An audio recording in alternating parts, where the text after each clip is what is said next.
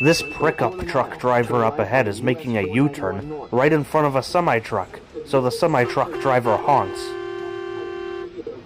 That was a big mistake because the pickup truck driver is in full road rage mode now. Or I should say pickup truck driver. I don't want to make that mistake calling him a pickup truck driver when he's a huge prick.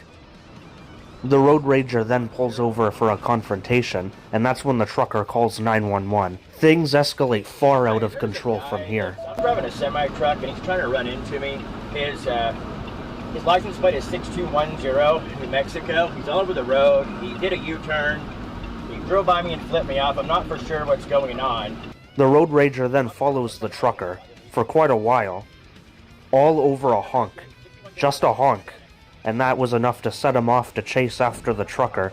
I don't think that road rager is mentally fit to drive, and I think you'll definitely agree with me by the end of the video.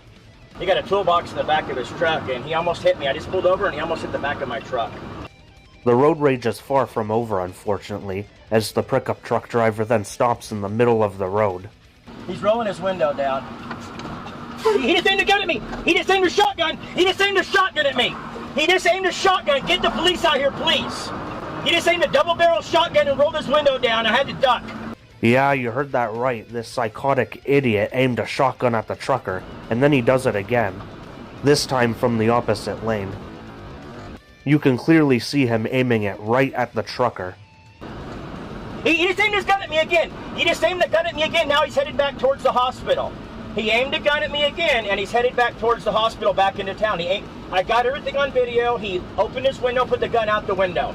I have no idea if that road rager was ever caught by the police or not, or how the story ended. I don't think he should be allowed to drive a vehicle again until he gets some serious anger management.